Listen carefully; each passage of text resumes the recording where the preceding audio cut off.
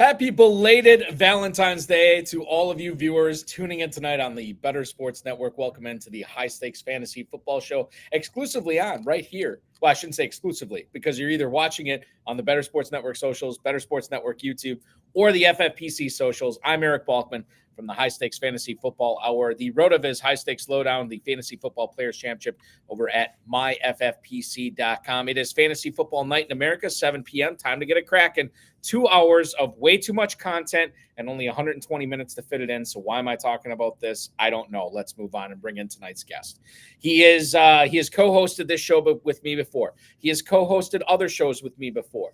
He is on the X at Best Ball NFL, the host of the Run to Daylight podcast, and of course from a representative from Sharp Football Analysis, Todd Burros. Todd, welcome in tonight. So good to pick your brain for almost 2 hours tonight. Welcome back, man.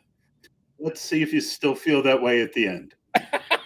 I feel like you always have these low expectations for. Maybe this is the smart part about you, is you set everybody up for low expectations, and then by the end of it, like, oh God, they should have gone 3 hours or 4 hours.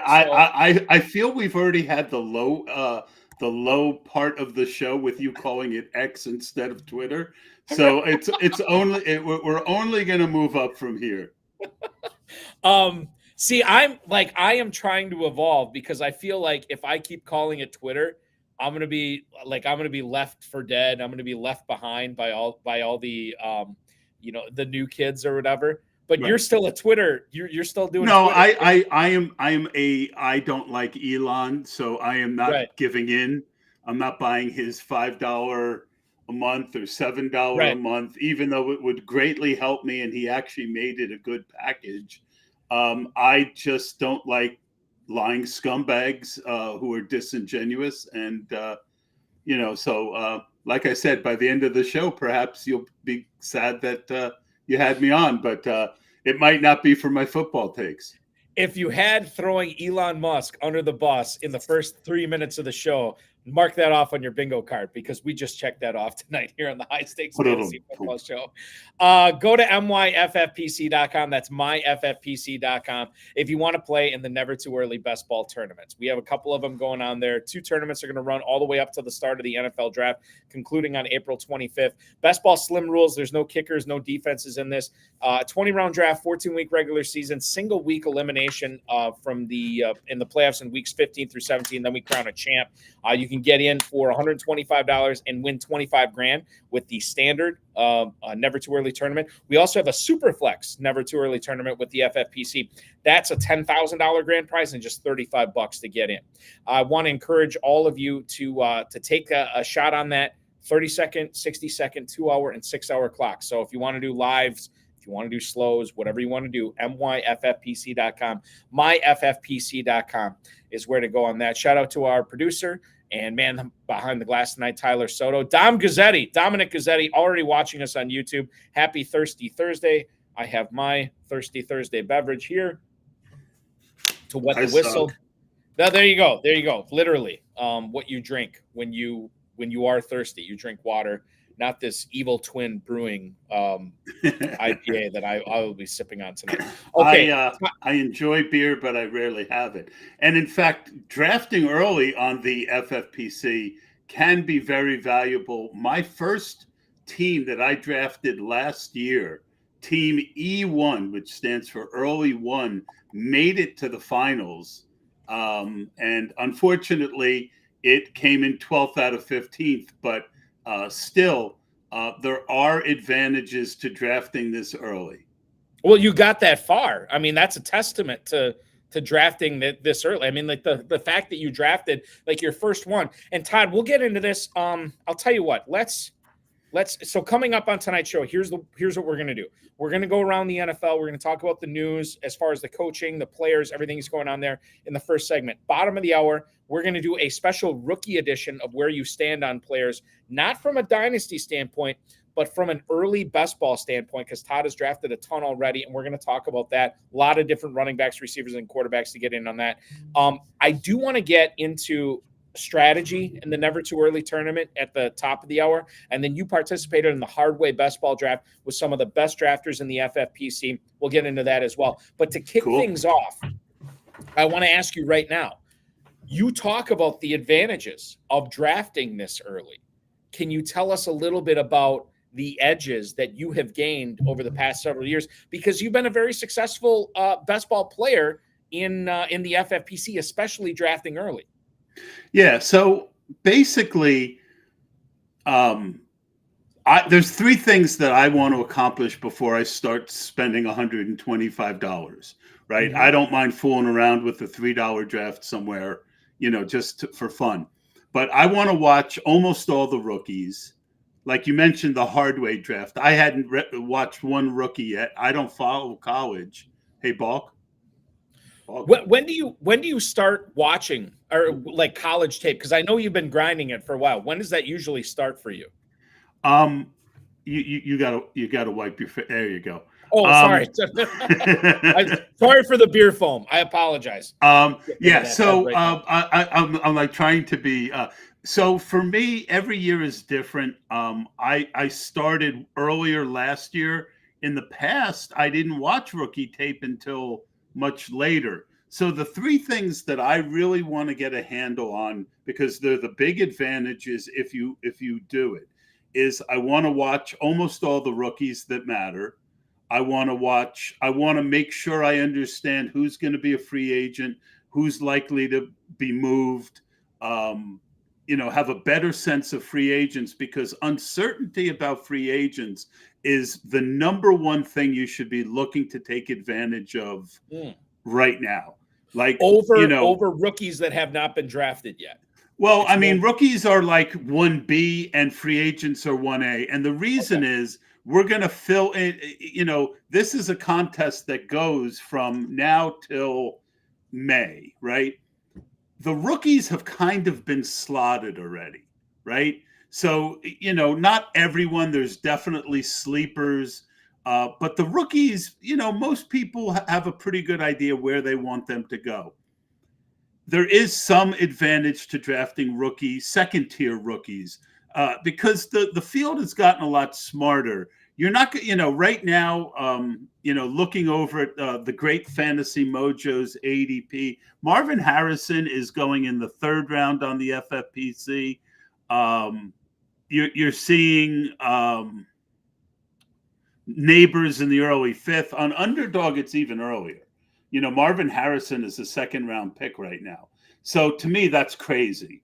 So but the advantage on rookies is the later guys, the guys who people don't know as well, that haven't gone to the combine. But free agents, what happens is the uncertainty creates opportunity.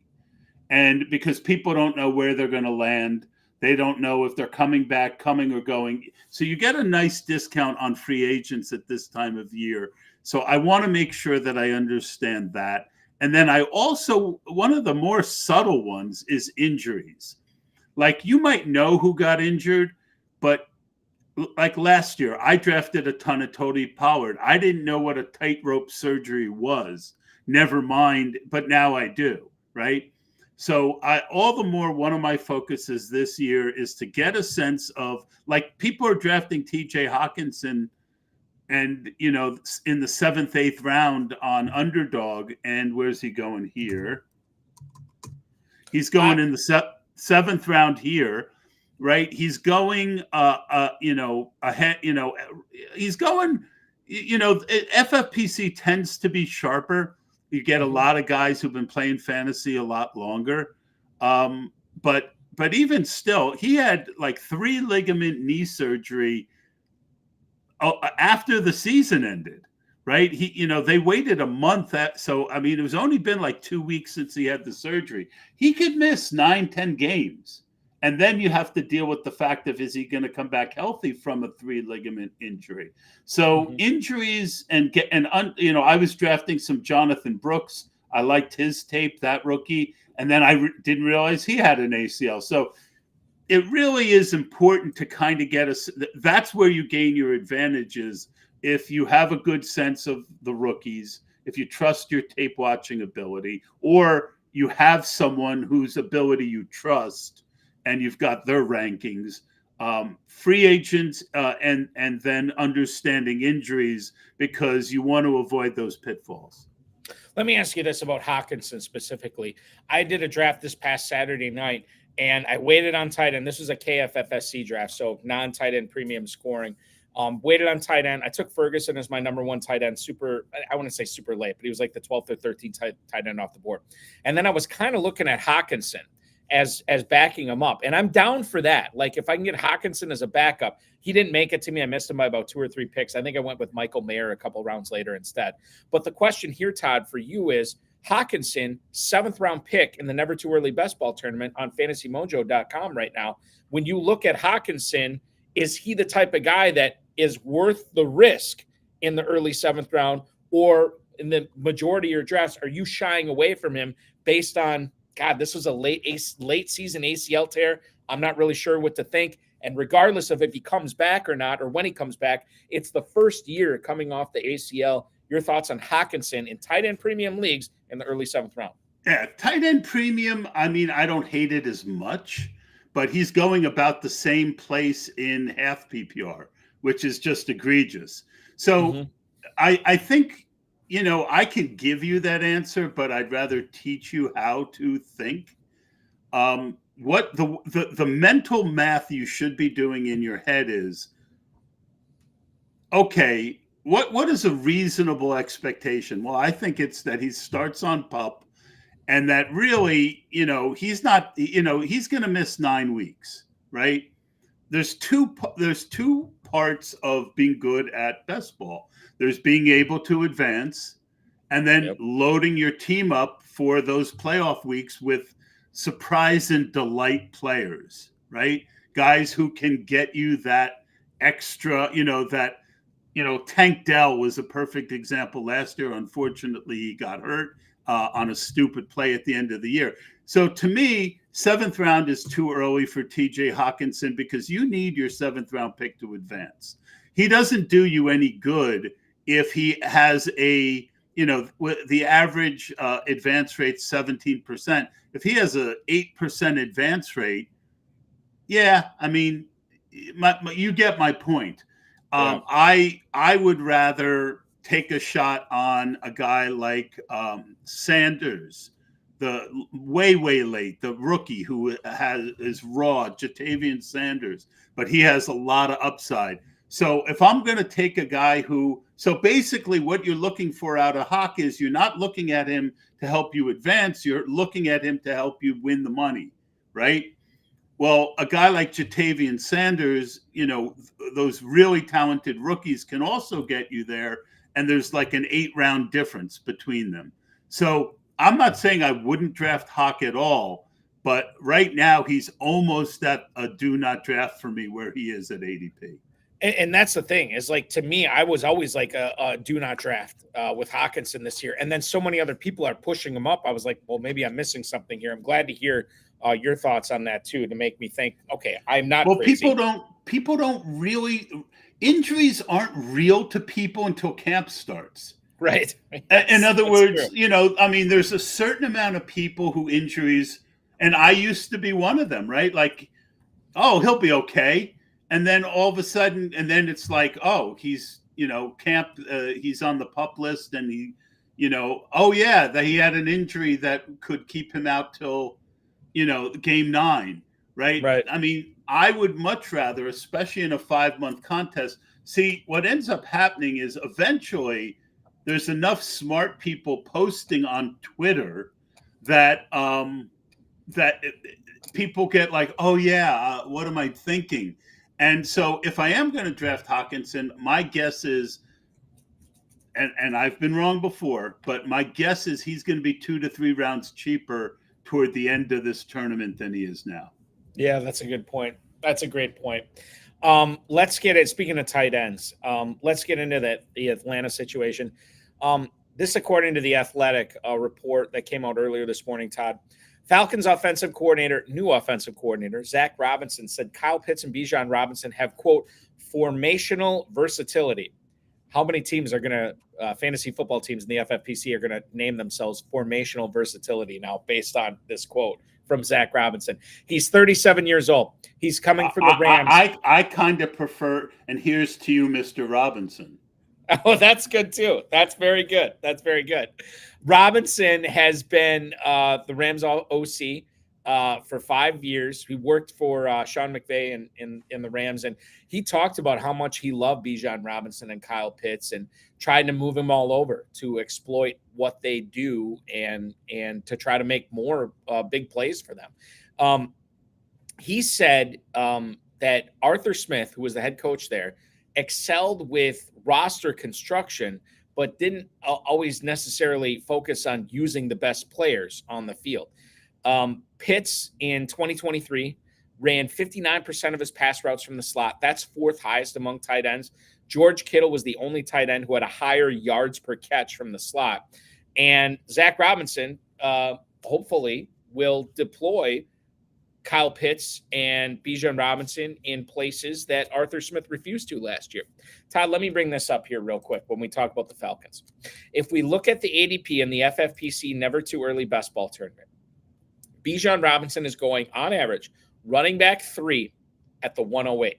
Kyle Pitts, tight end 10 at the 609.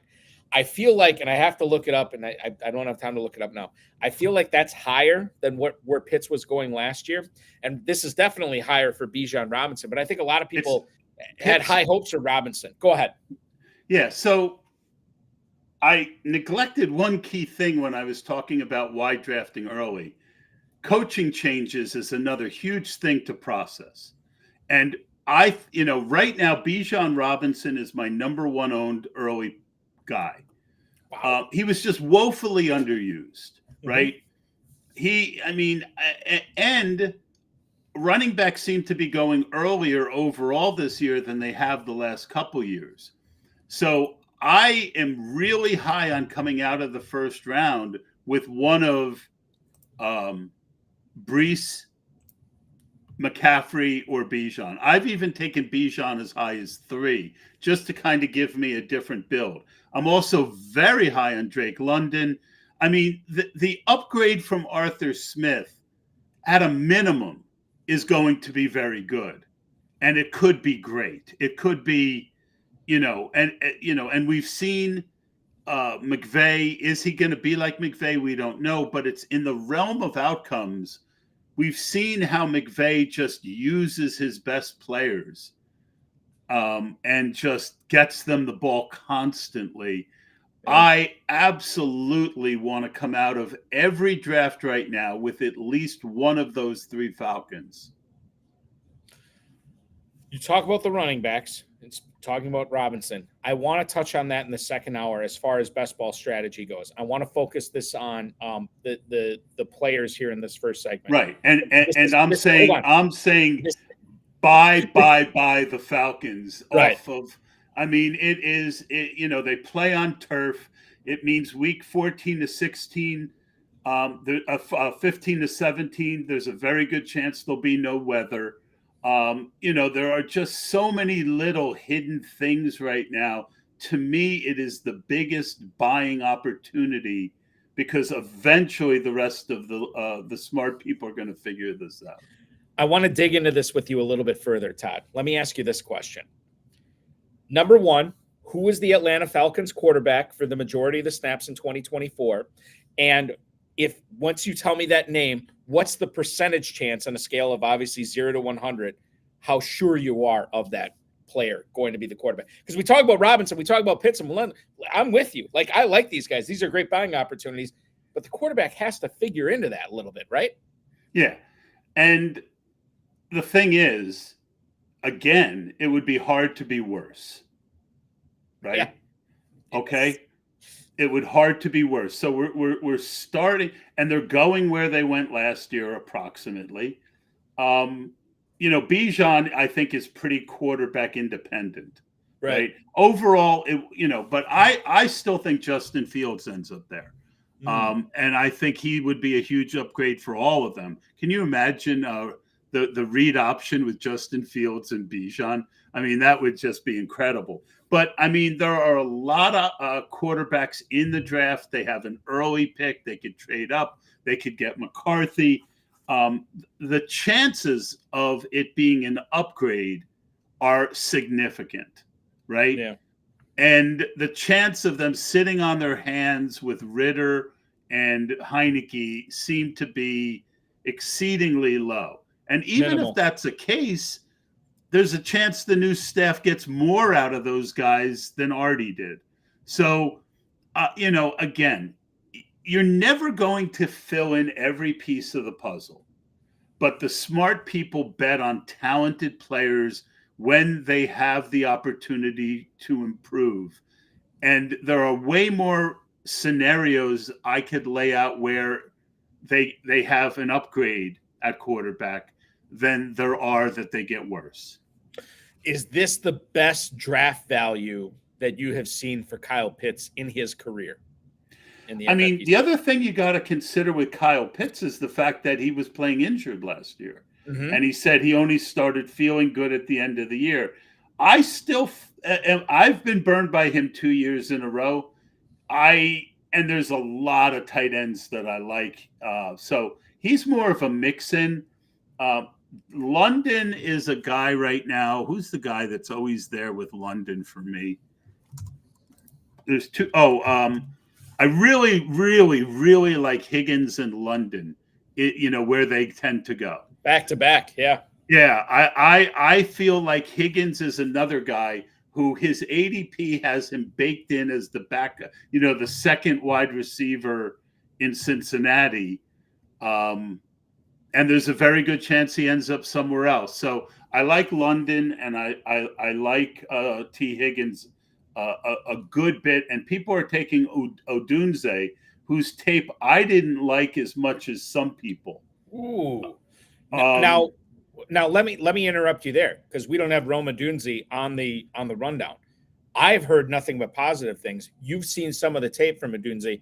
Can you point out a few of the things you did not like about what you saw? It wasn't that I didn't like him. It's just he didn't flash. Like Malik Neighbors, like I would frickin' marry that dude. I mean, he is just, that dude is just, he might be better than Marvin Harrison, right? He is just, I saw someone post on Twitter that he was trying to analyze Jayden Daniels, but every time he tried, he just kept, getting distracted by Malik Neighbors. Right. Brian Taylor Jr. also just oozing talent. And he goes after Odunze. So here, it's not that I don't like Odunze. It's that he tends to get lumped in with Harrison and Neighbors, who I have clearly ahead of him. I got and you. I like Brian Taylor and who is that other guy that I really, really like? Let me find him. As far as rookies go, you're talking? Tom? Yeah. Troy Franklin.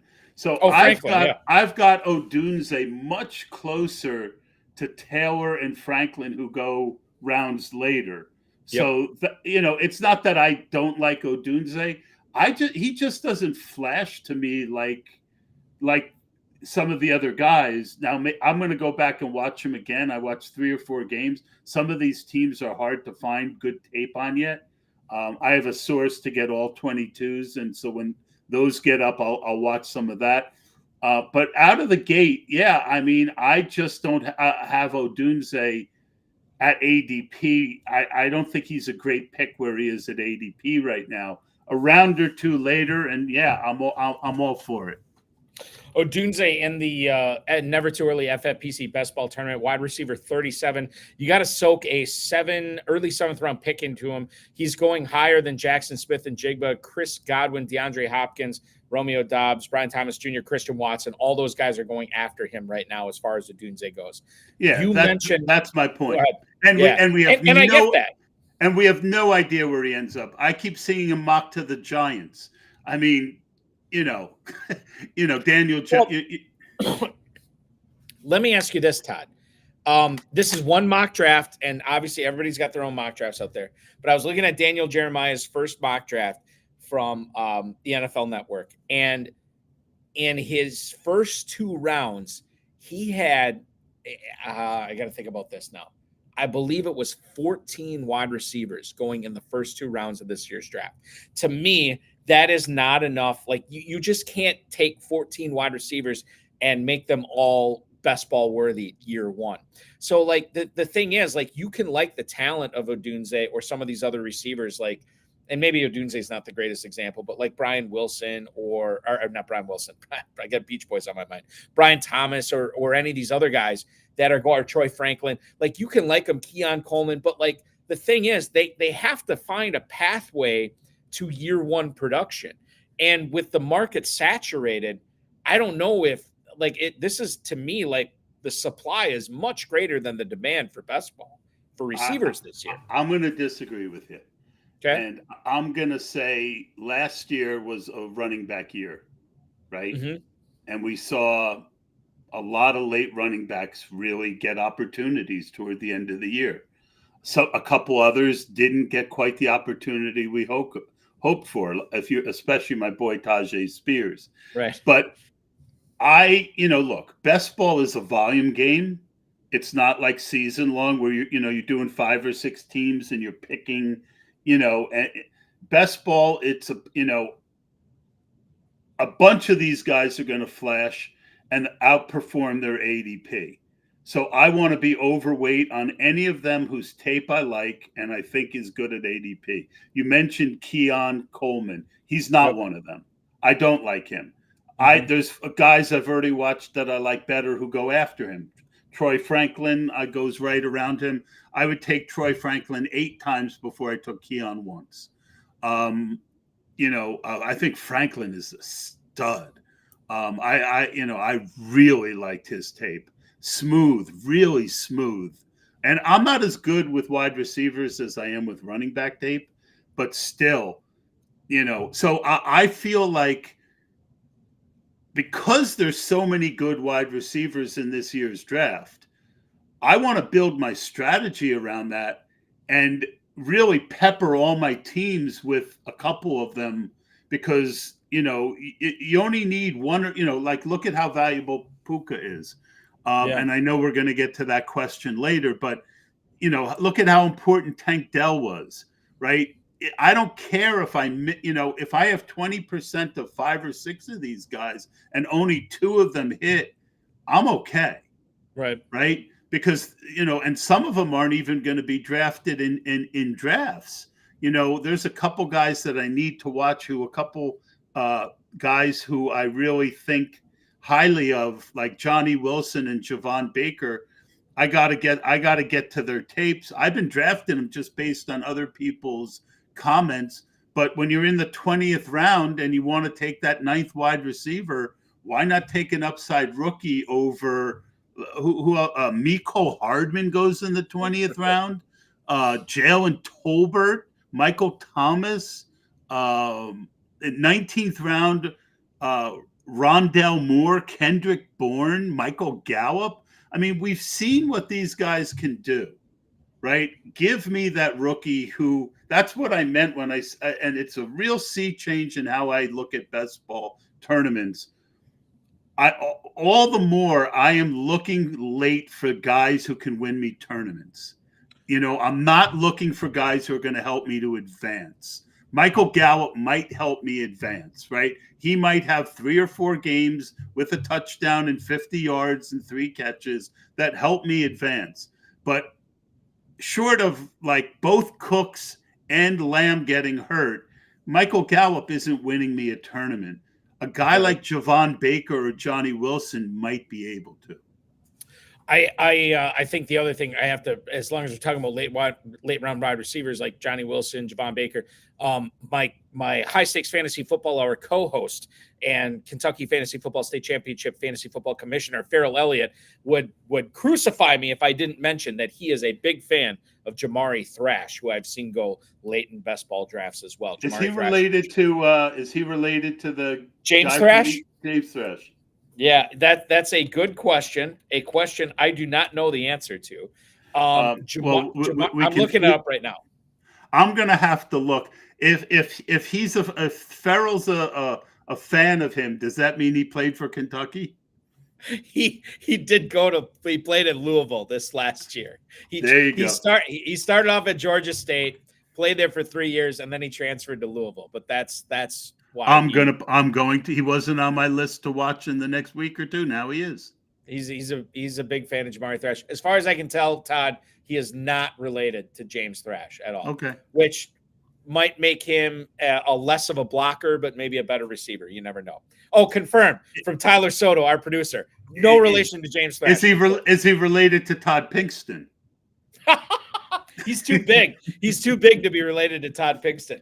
Pinkston was the biggest guy in that family, and he weighed 120 pounds soaking wet. For those who don't know, Thrash and Pinkston were both Eagle wide receivers back when some of you guys who listen were probably not born. That's true. God, Todd Pinkston, that brings me back. Wasn't he like a second or a third round? Like he was a fairly high pick. Yeah, he was. And he just never developed. And everyone who's like shocked at how Andy Reid wins with these no-name wide receivers, and don't forget Freddie Mitchell. I was at the game where 4th and 21, Mitchell. No, 4th and 26, and it was against my Packers, and that's one of the worst losses in Packers history. We don't need to talk about it. I'm glad you were there and you lived it. I'm a Giant fan. I had to take the company I worked for had a relationship with Joe Buck, and so we had a booth visit, and Joe Buck and Troy Aikman were like the most nice people you could ever imagine. When people crucify Troy Aikman on Twitter, I'm like, oh man, what a great guy. You know, like he didn't have to be as nice as he was. Like Joe Buck had the relationship. Mm-hmm. Troy Aikman didn't have to be that nice. Meanwhile, Chris Collinsworth, back then there was the 3-man booth, sat in the corner and refused to look at us. So, you know, I mean, that's just so I was there with a house full of Philly fans inwardly rooting for the Packers. I will say this, and by the way, Tyler Soto also said that he's met Aikman, one of the nicest people he's ever spoken to, but he thinks he's an overrated quarterback. Yeah, that could be the case. Well, his hands, when you shake Troy Aikman's hands, and I don't have small hands. Right, yeah. I felt like a little boy shaking his daddy's hand. I mean, his hand is enormous. You're like, holy shit. Excuse me. Yeah, I mean, that's the thing. Like, I will. There are so many people in the state of Wisconsin that can't stand Joe Buck and Troy Aikman when they announce games. And I would say, like, this is who knows? Like, I'm guessing. I would say 15 to 20% of people, and I'm one of those 15 to 20%. I think those guys are pretty talented. I think they're pretty good announcers, and a lot of people here think they're biased against the Packers. I don't feel like that at all. The only thing you can make the case for is, like when I talk about the Green Bay Packers, I call them the Green Bay Packers. Troy Aikman always calls them the Green Bay Packers. Oh, we went to Green Bay and we played the Packers. He's the only guy I know who pronounces it that way. If you want to fry him for that, okay. But like, I have no problem with Aikman. I think he's a talented guy. I think Tyler are saying he's such a nice guy too. Yeah, and if I was going to try and tweak you about being a Packers fan, I'd mention Hakeem Nicks right before half. You know, okay, like the fact that so that was bad, right? But like the one that always gets me, and I don't want to turn this into a Packers show. The worst one was the NFC Championship game against the Seattle Seahawks, where the Packers are up by double-digit points with 4 minutes to go, and literally like 20-some things had to go wrong, including an onside kick, overtime, a fake punt, a busted 2-point conversion. All these things went Seattle's way. They end up getting to the Super Bowl where they lost to the Patriots at the goal line in the Malcolm Butler pick. So listen, we're all pained. We're all pained fan bases. Tyler Soto talking about he'll never forget the Falcons beating the Packers in the last game at the Georgia Dome to get to the Super Bowl. He said he cried. I remember that game. They got shellacked, and that was the week after. Todd, you'll remember this. he went to Jared catch where Rodgers threw to Jared Cook for like 20 some yards, where Cook toe tapped inside the sideline. Mason Crosby came on to kick his second 50-plus yard field goal of the last 2 minutes of the game. Packers ended up going, they upset the Cowboys at Jerry World. They go on to play the Falcons and just got absolutely massacred by Matt Ryan and the Falcons. So, Tyler, thank you for bringing that up. I appreciate that. Well, I mean, the Falcons owed them for that Brett Favre trade. Okay, they did. But remember, when the Packers had this, the Lambeau. You're too easy. Hold on. When the Packers had this Lambeau mystique of beating anybody who came to Lambeau Field in the playoffs, got destroyed, except until, and I can't remember the year it was, this guy named Michael Vick led the Falcons into Lambeau Field and just ran all over the Packers defense. That's where the Lambeau mystique died in the playoffs. And so I felt like then I'm like, okay, that's your penance right there. We got Favre. Vic just ran all over the Packers. We're good. And then they still destroyed Green Bay in the NFC Championship game. Yeah, I just argued with a smart guy on Twitter who said that Mike Vick couldn't compare to Lamar Jackson. And I was like, you didn't watch Michael Vick. No, you didn't. Yeah, no.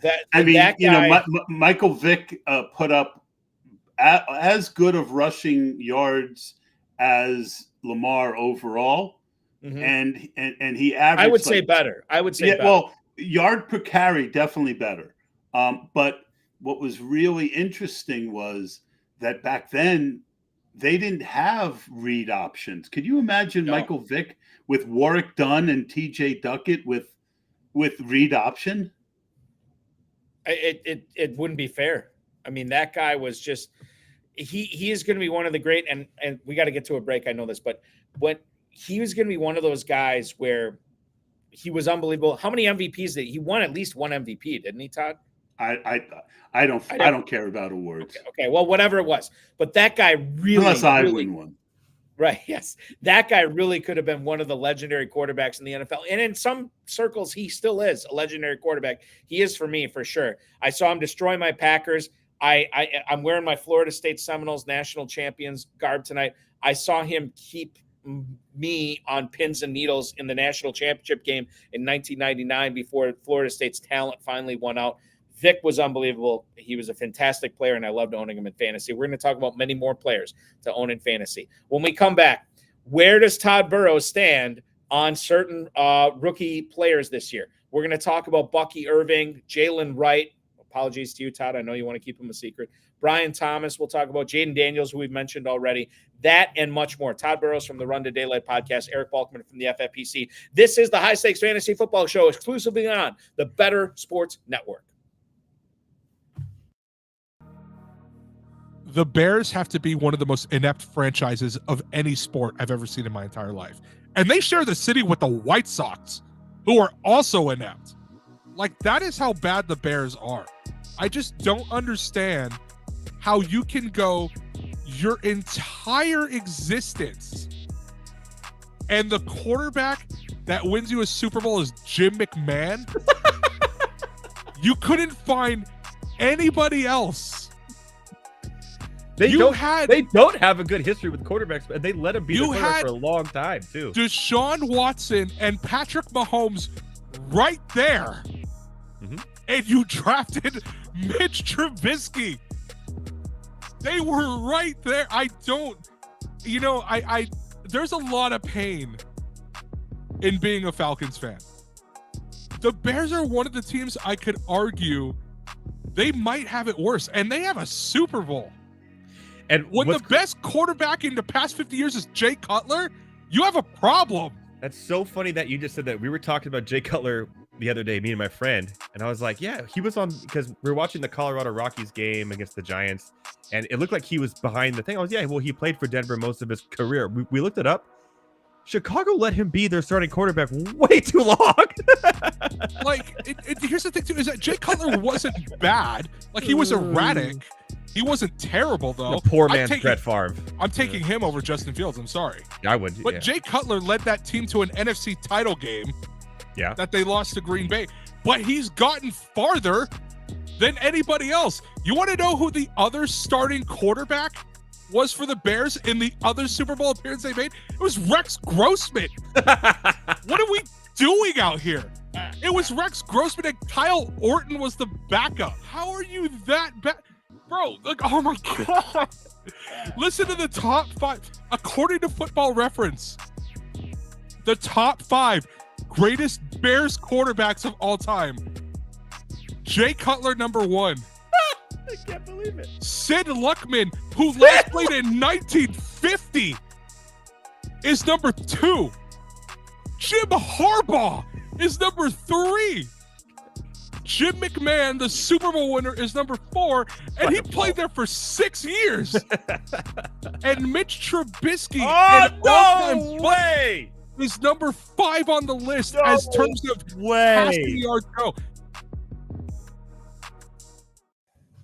The High Stakes Fantasy Football Show rolls on here on the Better Sports Network. 20 minutes until the top of the hour. You are watching myself, Eric Balkman from the FFPC. Hi, how are you? From the High Stakes Fantasy Football Lower, the RotoViz High Stakes Lowdown, joined by the Run to Daylight podcast host, Todd Burros. You follow him on the X at Bestball NFL.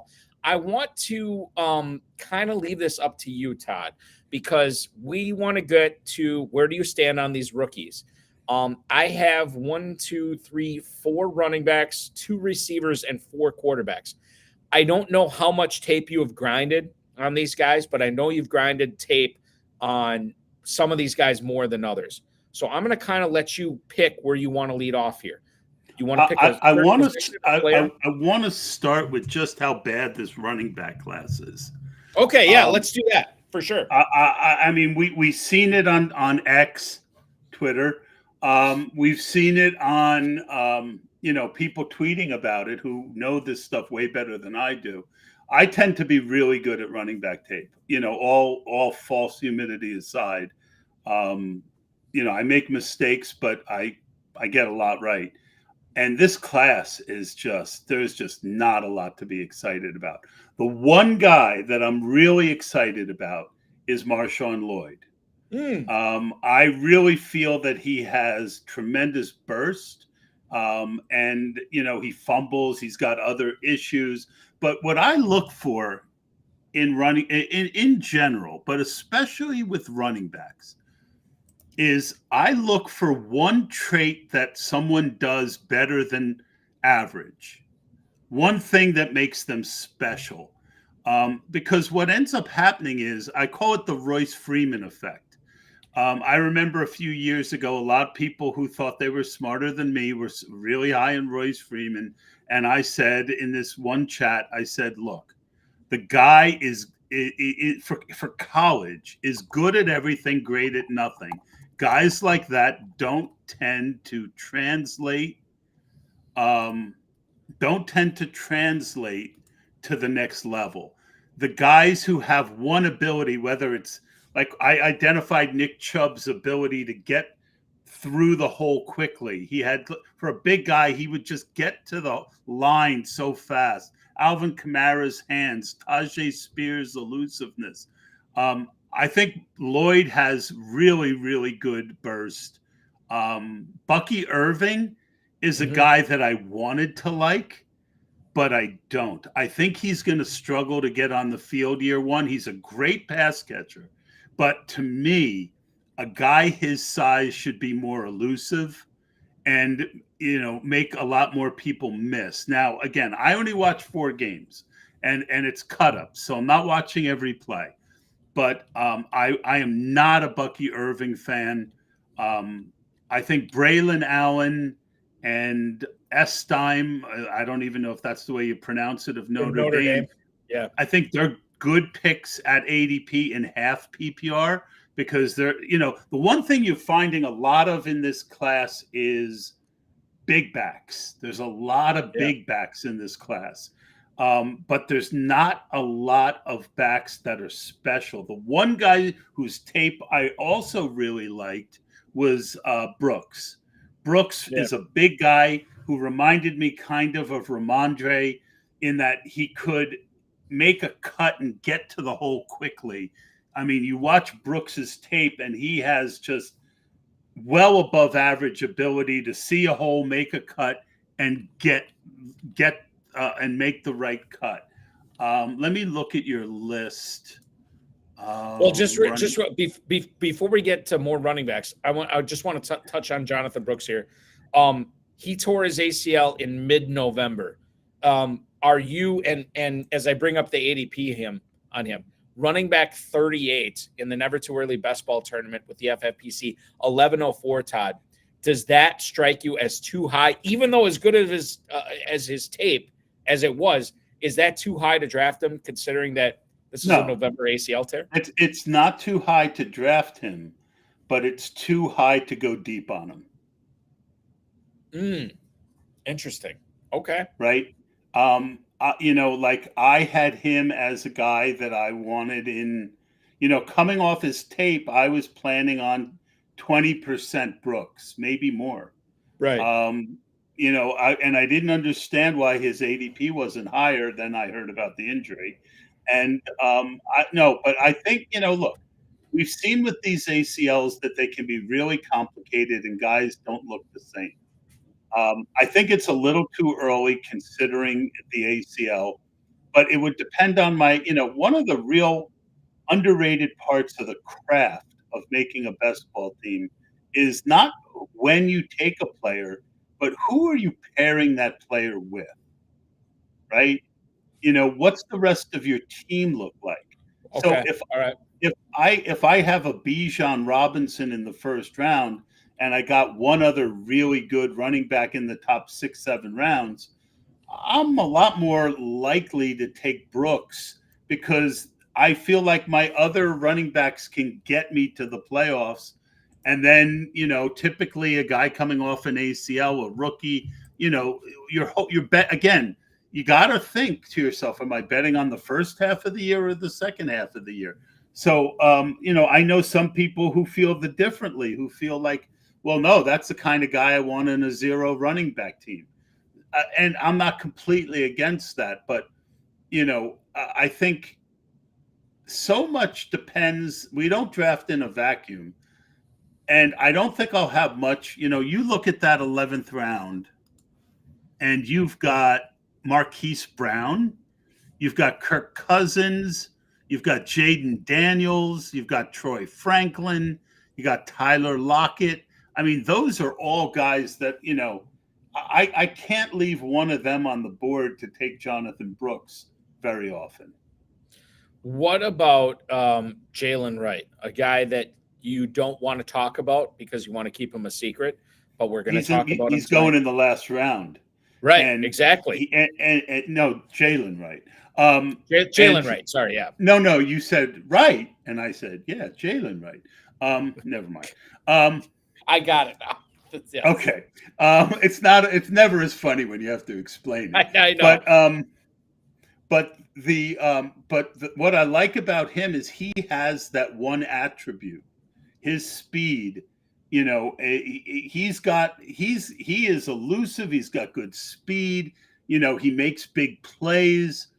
That's an attribute that could get him on the field, and not just get on the field. He can get you points once he gets there. The reason he's going so late is because he barely ever touched the ball. He was getting, he would get like 10 touches a game, and there were two other running backs there.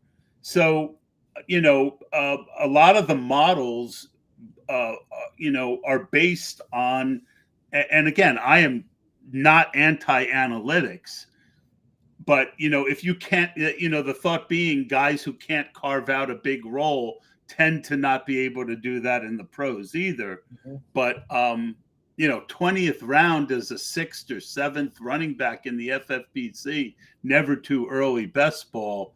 I am absolutely interested in a guy who can make big plays like Jaylin Wright.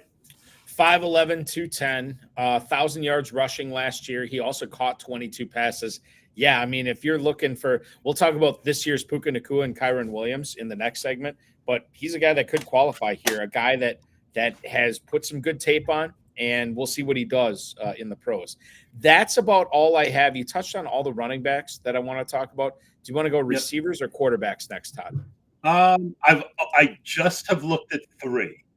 So I will give you my thoughts on all three, and I've only watched one Drake Maye game. So I'll start with him. Okay. Ryan McChrystal, who works with me over at Sharp Football Analysis, we did a podcast during the season together.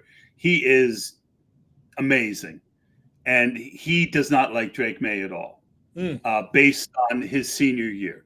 I watched one game against Virginia, which was a 1-5 team, and Drake Maye looked terrible. I mean, inaccurate. His mechanics didn't look good. So I've clearly got him at best number 3 out of these 3 guys. Caleb Williams and Jayden Daniel, I've come out of almost every draft with one of these 2 guys. All right.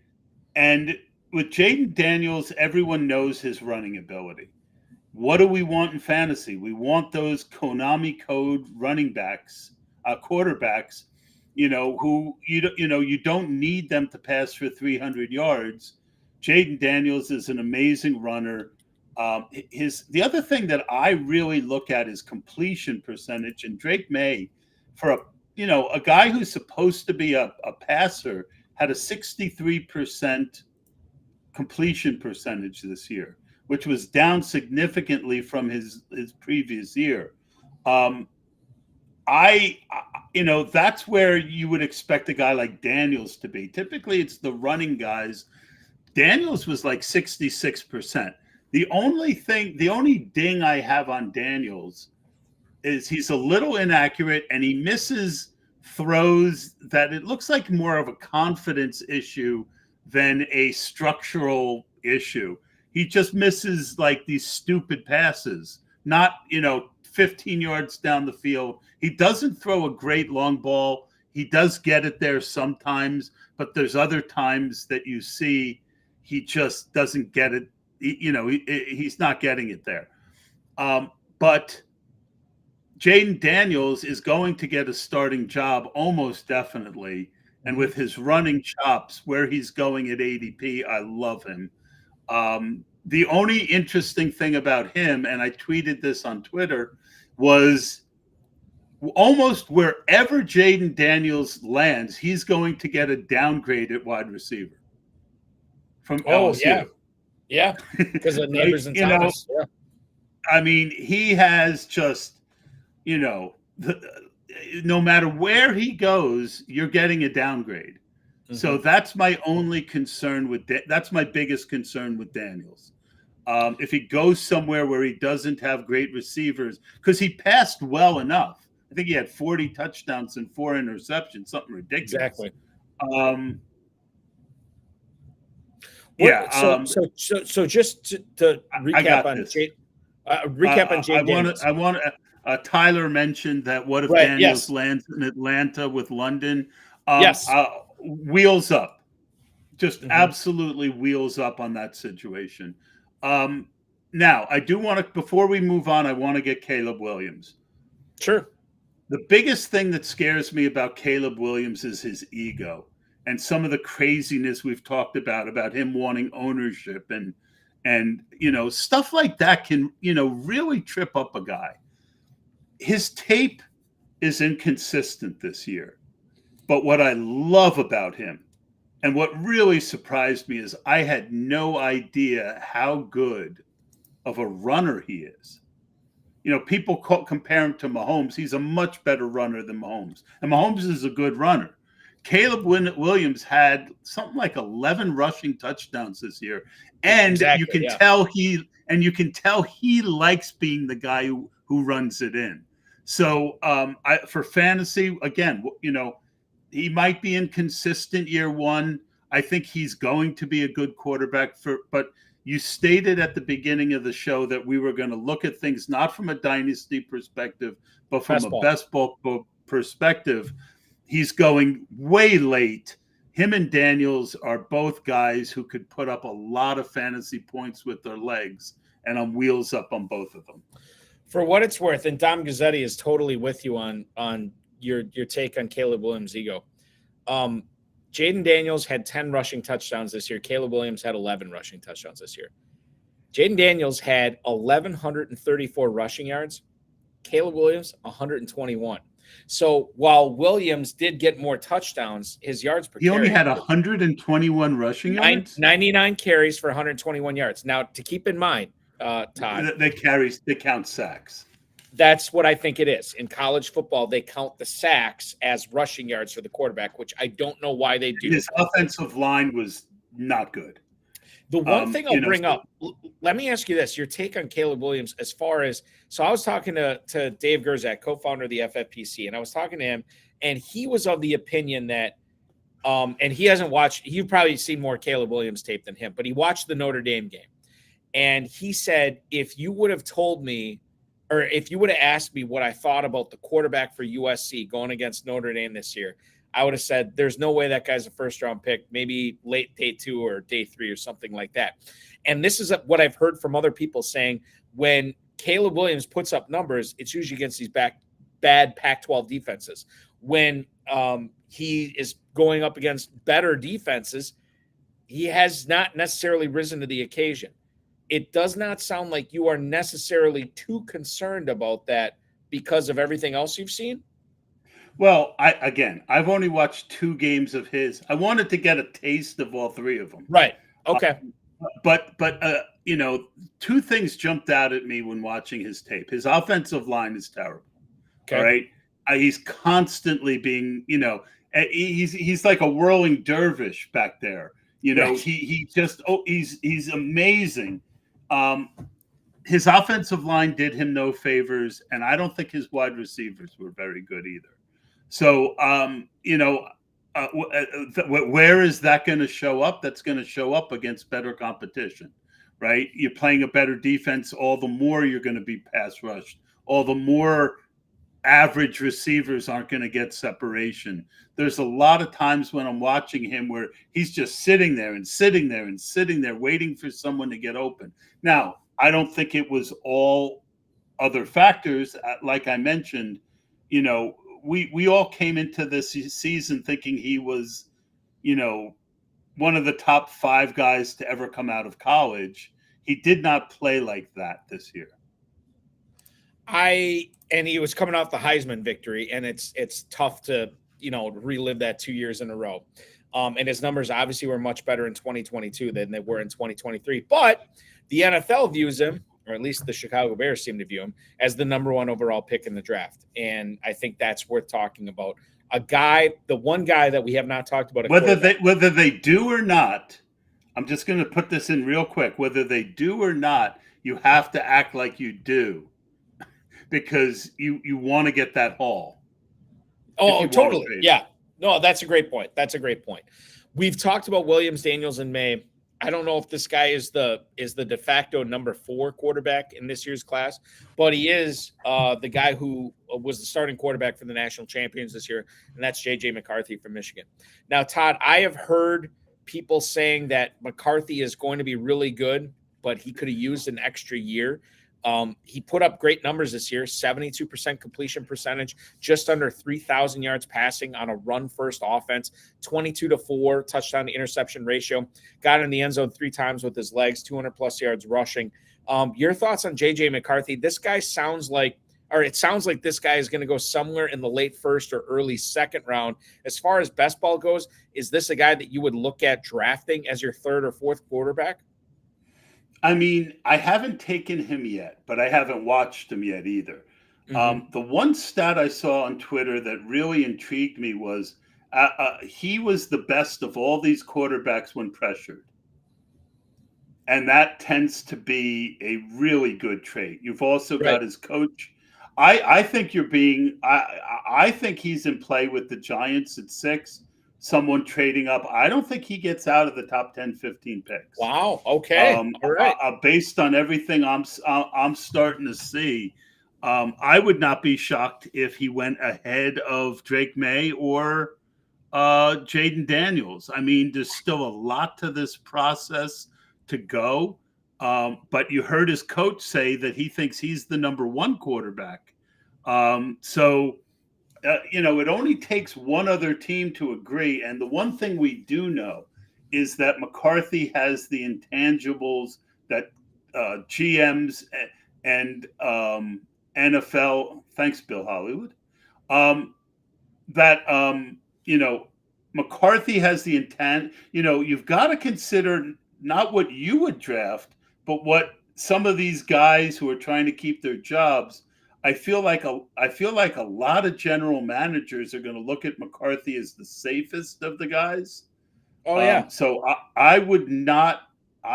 Played for Michigan. There's a mystique about Michigan. He won the national championship. He's a winner. And I do like Roman Wilson. So there's that. Yeah, I don't think Roman Wilson is this. I'm starting to get a groundswell about him. I don't think he's all that. He's not in and out of his breaks that good, but he is. Out of the wide receivers I watched, he's the smartest. He just has great field awareness, and I think I think for Dynasty, Roman Wilson's going to be a good pick. Roman Wilson, too, is a guy that you can get in the 16th round of the FFPC Never Too Early Best Ball Tournament. So it's not like you have to soak a ton of. And I am mixing him in. Yeah. I mean, he's going like right next to Curtis Samuel. Well, you tell me who you want to draft for $25,000, Curtis Samuel or Roman Wilson in the 16th round. Give me the upside guy. Give me the mystery box in that, and that is Roman Wilson. Meanwhile, I'm drafting after a year off of Terry McLaurin. I am back on the Terry McLaurin train. Why is that, Todd? Get him a quarterback and again a new offense. Okay. McLaurin is the stud. And again, 2 years in a row, whoever they picked to be the starter threw the ball to McLaurin less than whoever the backup was. When Jacoby Brissett came in, McLaurin just absolutely dominated. And that's the kind of thing in the 5th round that is very intriguing to me. Yeah, and I think McLaurin. Well, I mean that Washington. The fact that they have, what do they have in the draft, Todd? They got the 2nd overall pick. Yes. Yeah. So I mean, like, wheels up. I mean, they should be able to get a good quarterback there, or they could technically trade down and still get a really good quarterback and some more draft assets. Maybe help on that offensive line as well. Boy, so many ways to unpack this, and we are just scraping the surface here. We are having an exceeding amount of fun doing it. Oh, okay. It's like my mind is spinning right now, like with all the possibilities. Here's the best part for the audience. We have another full hour to go here tonight. So here's what we're going to do. Step out and take a quick break. When we come back, I want to pick Todd Burros' brain on the FFPC Never Too Early Best Ball Tournament. We're going to talk about, should you be putting an early running back as a higher priority? Do you need to be drafting 3 running backs instead of 2 quarterbacks? Do you need to be waiting on quarterback? Who's this year's Puka Nacua? Who's this year's Kyrien Williams? We're getting into that and much more. He's Todd Burros, Run to Daylight Podcast, Sharp Football Analysis. I'm Eric Balkman from the FFPC. Don't go anywhere. We have another full hour coming up for you right here on the High Stakes Fantasy Football Show on the Better Sports Network. Of the NHL games, I had a conversation with Coop A Fiasco yesterday when we were producing High Stakes, and he was talking about playing video games. And since he covers fantasy football, I said, hey, are you going to be getting the new Madden this year? And he goes, yeah, I don't really play Madden. I play NHL. And that tells you, and it really does, that I do feel that the NHL game is better than Madden. I feel like Madden is overrated. The NHL game is so realistic. I don't know if you guys saw the trailer and all the new additions that they added to this game, but it really looks good. I tried finding all the games that I had of NHL, and I thought I had a lot. I only have 4 of them, and that's because I used to live with my my roommate and good friend who got me into hockey, and we would play most of it in his house. So he has most of the games, but I do got 21. There you go. I got NHL 18. We got Connor McDavid up there. NHL 12, I think, was the start of the new consoles for me, but the big one, the holy grail of NHL games, NHL 94 for the Sega Genesis right there. Look at that. Look at that beautiful that beautiful cover. Look at it. It looks like a VHS tape. That's how good this game was. No, let me stop you right there. So people, VHS tape, if you don't know, it's this like rectangular black plastic with the magnetic tape on the inside. Tape's this big. You put it in something called a VCR. For a little while, there was something called Beta that didn't last too long. Look at this cartridge. I mean, they're not cartridges anymore. They're either discs or those little memory cards. But man, that thing is thick, right? And you don't even need a cartridge or a disc anymore. You can buy the digital version. And then you got Ron Barr on the book. I mean, he used to be always in the intro telling you about the team and what was going to be happening in the game. So NHL 94 is by far my favorite game, sports game. I love that game. Hey folks, Eric Balkman here. The high-stakes fantasy football landscape has been transformed once again with a tournament that is unlike any other. This is a tournament that has started already this season, and it will stop before the NFL draft starts. That's right.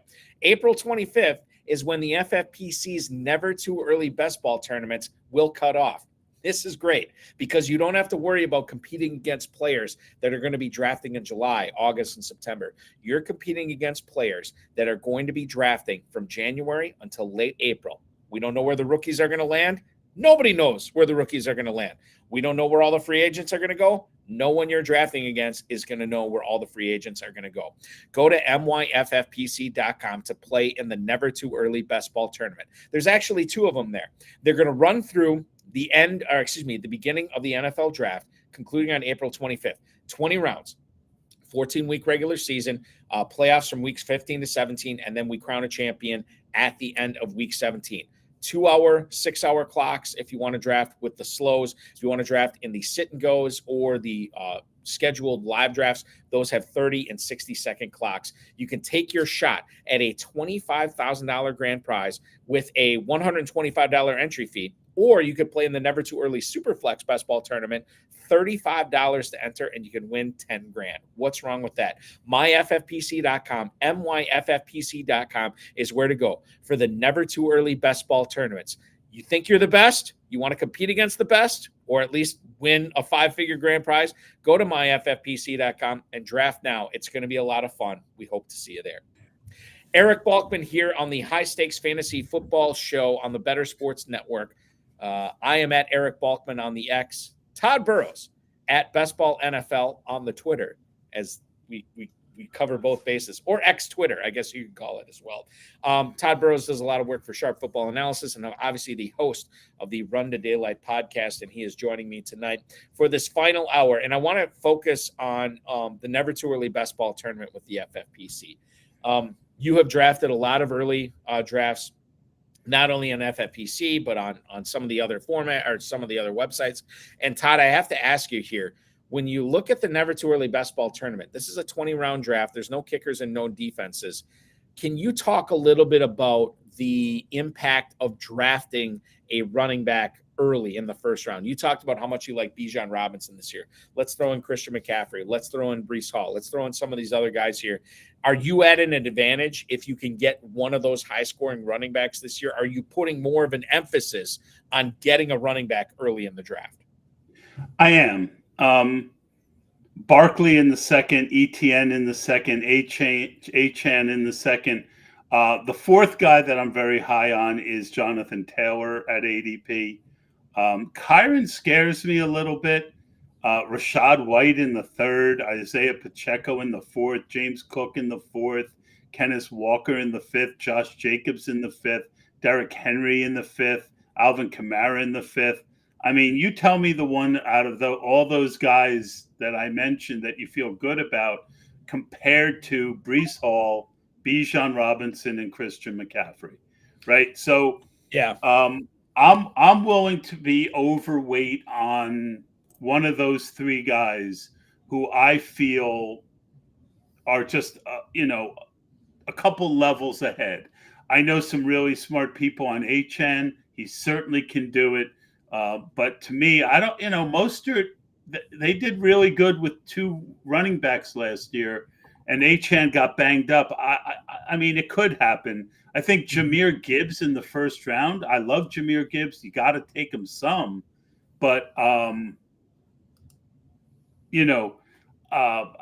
So I really, really like McCaffrey, Breece Hall, and Bijan. I'm less high on Puka, AJ Brown, DJ Moore, and Nico in that area, and they're all fine picks. They're second rounders, but I just feel by having one of those running backs in my back pocket, I feel that I'm able to take the value on the board more. And then, that's why you study later running backs, because you want to hit one or two of those rookies. Another reason, though, to take the early running back is the fact that you don't have as many high upside rookies this year. So it's harder to make up for it. So a lot of things are pushing me this year to the top 3 running backs. And I'm not, just because I'm old doesn't mean I like running backs. Last year, one of the things I didn't do enough was draft running back early. The 3 guys I'm going to talk about, and I just asked you about, I am totally with you on McCaffrey, Hall, Robinson. Yes. I'm totally on board with all those guys. Then we get into the question marks. Jahmyr Gibbs, 110 when he's, going to be battling with David Montgomery for touches. I'm not sure. Kyrien Williams, a guy that I am convinced, Todd, that the Rams are going to bring somebody else to muck that up for everybody else. I cannot condone drafting Kyrien Williams at the 112 or the 201 in drafts this year, because I feel like that is going to blow up in people's faces. Okay. Not at this point, right? There's too much, I'll feel better about him if we get through free agency and a guy like Eckler doesn't end up. Totally, absolutely. But at this point, like it's too rich. It's too rich for my blood. I'm right there with you. I have 0 shares so far. I've done about 10 drafts. So I just a very wise man, Nelson Sousa, he always talks about that late guy who blows up, and that Nelson always fades them the next year. Now, I don't know if Kyrien will be on his fade list, but Kyrien was a 4th round pick who blew up.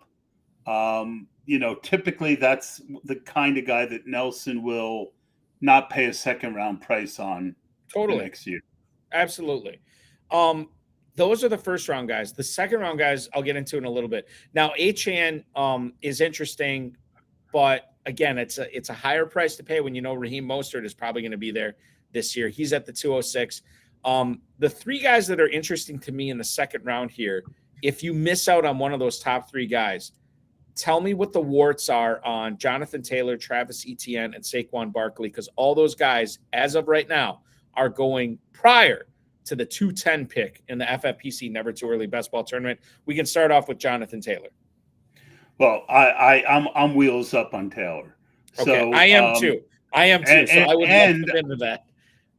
I have to, I'm not sure Moss is going to be back, but if right now, I like coming out of drafts with one of those 2 guys, right? And the reasoning is, if I end up with 15% to 20% Taylor, which is kind of the highest I'll be, although early I'm willing to have a little bit more. I like, if Taylor fails, it's almost guaranteed that Moss pays off his ADP if he's there, right? So, and I think he is going to be there. I have to double check that. But the point is that, that's one of those strategies that I've gotten better at, is if I like the starter and I like the backup, don't be afraid to take good positions on both, not in the same draft, like the old-fashioned backing. I haven't drafted yet, Bill Hollywood said, but if I were, I'd be drafting Spears. Spears is you my like boy. Spears. Yeah. Oh my God. I called him Todd J. Spears last year because that's how much I liked him. But we still don't know if Derrick Henry's going to be back or if someone else is going to be. right now he's priced pretty expensively. He's a mix-in guy for me at this point. Tyjae Spears, running back 17 at the 603 in the Never Too Early Best Ball Tournament, right behind Henry and Kamara, right ahead of Stevenson and Aaron Jones, who I think we'll get into a little bit later on. I've been drafting a lot of Ramondre so far. Okay, so you talk about Ramondre Stevenson, 604, running back 18. He did not have the season that a lot of people were hoping for, and to me, like this is the bulky shark, right? Just getting involved in the chum, because I love drafting proven players off bad years. And this could be a situation with Stevenson going too late based on recency bias and the fact that if you can get him in the mid-6th round, this is a huge win, Todd. He didn't look right, and that's concerning, but it could be some injury we didn't know about too. But him and Pollard both fit that dynamic that you just mentioned.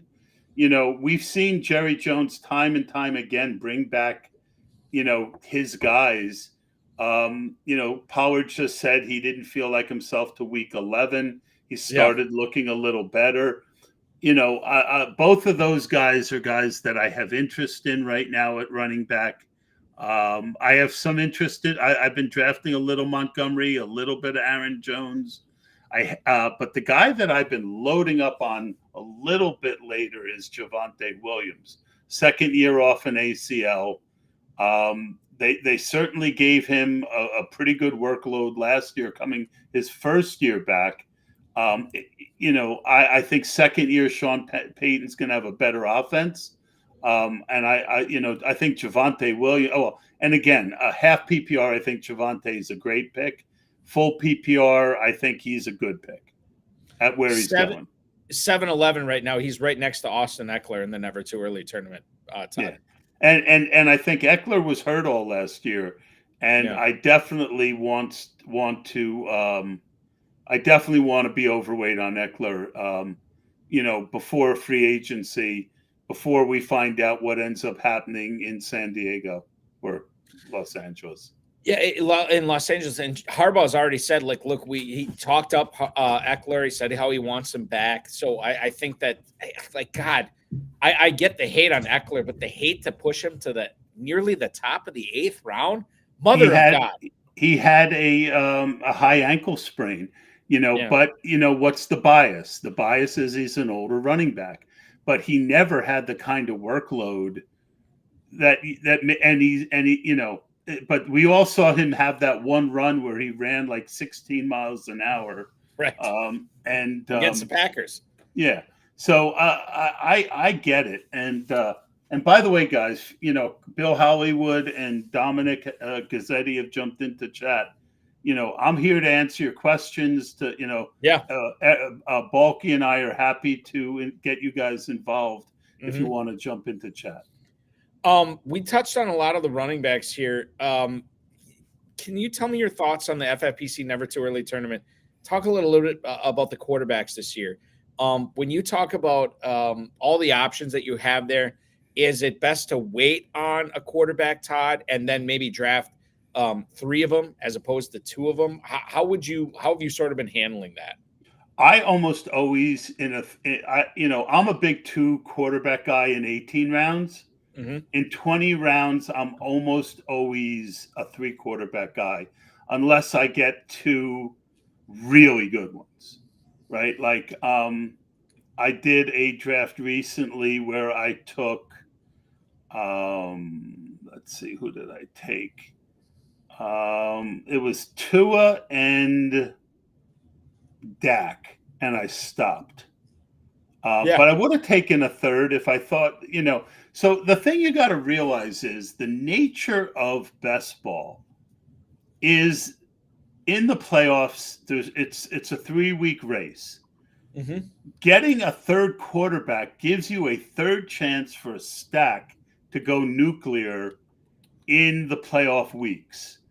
There's very few things, especially this early, where we have so much uncertainty, that will make your team stronger than a 3rd quarterback. And again, I am a 2 quarterback guy, but in what I expected to happen at quarterback has happened. The top guys are going a little later than last year, and the second and third and fourth tier quarterbacks are going earlier. Why? We had more quarterback injuries than we ever did. So basically, I'm willing to do 2 quarterbacks as a way to be different once in a while. But if I can get a third good quarterback that I've already got a stack for, it's a no-brainer. I think it makes sense that if you get that bonus, those bonus 2 picks where you can get a third quarterback at the end, it makes some sense to do that. I want to answer Bill. He said, David Moore really looked good to me in the progress I saw from him. Team's still going to pass a lot and Evans out. I don't know that Evans is out. I don't agree. I don't think they let him out of there. I am drafting Trey Palmer hand over fist in the 18th, 19th, 20th rounds of drafts. Trey Palmer's on the field. He's going to have another year in the offense. If there's an injury to Godwin or Evans, or to your point, if one of them leaves, I love Trey Palmer at ADP. We have a guest coming on my show on the High Stakes Fantasy Football Hour tomorrow who finished, I believe, just behind you in the Never Too Early Best Ball tournament. And he's already taken Trey Palmer 5 rounds ahead of ADP this year. So he's definitely a believer in him, and he's not the only one. There are I don't do that because I don't have to. The one thing you got to consider is when you take a guy, I'll take a guy 1 to 2 rounds ahead of ADP to get him. When you start taking a guy 5 rounds ahead, that affects his ADP, and then he goes earlier and earlier and earlier. Sure. And it becomes this thing where, especially on the FFPC early, where you're really competing with a lot of the same guys, you got to really play your cards a little bit tighter, or you can kill the value on the guy you like. Todd, last year, a pair of Rams really blew us out of the water as far as their production goes. It was rookie Puka Nacua, and it was second-year guy Kyrien Williams. Now, Kyrien Williams is a player that I was not on at all his rookie year, and quite frankly, the only reason I was on his second year, I brought this up on the show multiple times, Jordan Rodriguez, who covers the Rams for ESPN.com, talked about how involved that he was in the passing game in training camp and how good he was looking, and he was working with the ones sometimes. So to me, that was just a slam dunk pick in the 15th, 16th round. Grab a guy like that. Puka Nacua, we had Thor Nystrom, we had Derek Brown from Fantasy Pros on this show talking Puka Nacua up. And so I ended up getting on Puka Nacua not only in a couple of best ball leagues, but a lot of dynasty leagues as well, which has helped me out. I don't necessarily know, and I always say this every year after a fantasy season, everybody wants to know, well, who's this year's Nacua? Who's this year's Williams? Well, there may not be a Nacua. There may not be a Williams in 2024. Todd, how are you looking at the landscape? Is there a Nacua? Is there a Williams out there that you're plucking off the draft heap right now? Yeah, so I'm not, that's more of an after draft thing for me, right? Trying to, because with these guys who don't have the pedigree, landing spot, they're way more landing spot sensitive. And again, when I watched Tank Dell last year, I saw, and I got on him, right after the draft when Stroud made the comment about how much he wanted him. I watched the tape and I said, "Oh man, this guy's good." I drafted him in one of my 2 dynasty leagues. I forced Shane Hallam to take him. And I like Puka a lot too. So I saw the same Rodriguez blurb, so I got on Kyrien. I hated Kyrien's tape. Yeah, I did too. Kyrien started to get steam after a lot. What happens is there's all these values that you like, and then as the puzzle pieces start to get filled in, the rest of the crowd, if you're doing it right, the rest of the crowd starts pushing up. You can't get the guys that you were drafting regularly. I couldn't get Tajay Spears in the 18th round. There were just a few guys that move up, and I was looking for another late running back, and I got on Kyrien because he was like the last, you got to keep in mind how important it is to see the field when you're a running back, right? So a guy who is the clear number 2 and he's going in the 20th round, he's worth taking unless he's just egregiously bad. I went back and watched his tape. He wasn't egregiously bad as a rookie. So I don't think that there is necessarily, like you said, one of those guys in this draft, but I really don't, at this point, I'm more trying to just watch as many guys as I can and see who has traits that jump off the screen at me.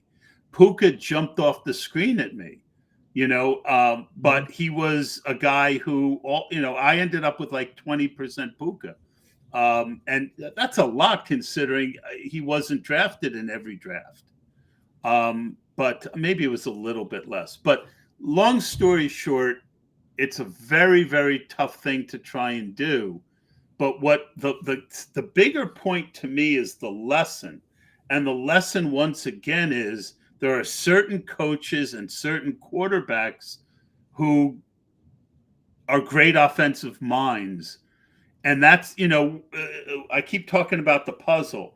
There's talent, there's opportunity, there's the offensive line, there's the coaching, and the more pieces of that puzzle, like Arthur Smith, I was off of all 3 of those guys last year. And then I slowly came around on London and I slowly came around on Pitts. Was it because they were falling in drafts? Is that why? No, because there's the talent. I'm a sucker for talent, right? Because talent ultimately is when talent meets opportunity, that equals success, right? Talent, opportunity, and good coaching equal great success. And so where I struggle, I missed on Rachaad White and James Conner last year because I thought they were bad teams. And I wasn't sure that they were talented enough anymore with Conner and overall with White to hold off whoever else was on the team. And I was wrong, and it really ended up hurting me. That's where I tend to get hurt. I can take looking for talent too far. But again, back to the lesson that we're looking for is we try and fit in as many of these puzzle pieces as we can, and we don't know where these rookies are going to land, so it's harder to take a heavy position on a guy unless his tape just absolutely blows you away like Tajay Spears did for me last year. One of the guys, when I was following you on Twitter at Best Ball NFL, you mentioned Ja'Tavion Sanders as a really difficult guy to pinpoint what you want to do with him in best ball drafts. He's tight end 25, Todd. He's going at the end of the 13th, the beginning of the 14th round in never too early best ball tournaments. Can you bring us into your world of what you've seen from Sanders so far? And quite frankly, why you said he's a difficult guy to pinpoint. He was difficult because in the 3 or 4 games I watched, almost every time he touched the ball, it was either a screen pass or a flat. He wasn't going out down the field. And that makes it hard to evaluate how good of a route runner he is because they didn't give him the opportunity. But he's just a yak monster, super talented guy. And he's a guy that I'm adding a lot of now. He's a bet on talent guy. And I did see him run enough patterns to think that he can stretch the seam, the things that you want a rookie tight end to do. He also is not afraid to block, which we all know is important for rookie tight ends getting on the field. Is he the slam dunk second tight end in this class for best ball, or just Jaheim Bell? I haven't watched Jaheim, whatever his name is yet. Jaheim Bell, right? I've only gotten to the 2 of them. What happened was I had gotten almost, I'd gotten through the running back tier that I wanted to get through. I had gotten through the wide receiver tier down to about round 13 or 14.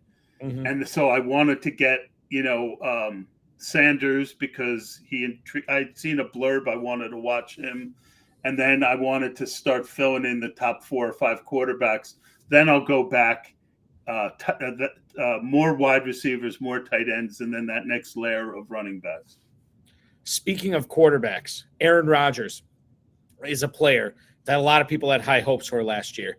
And I feel like the fact that he lasted 4 plays has moved him way too far down in the Never Too Early Best Ball tournament. Aaron Rodgers is now the quarterback 22.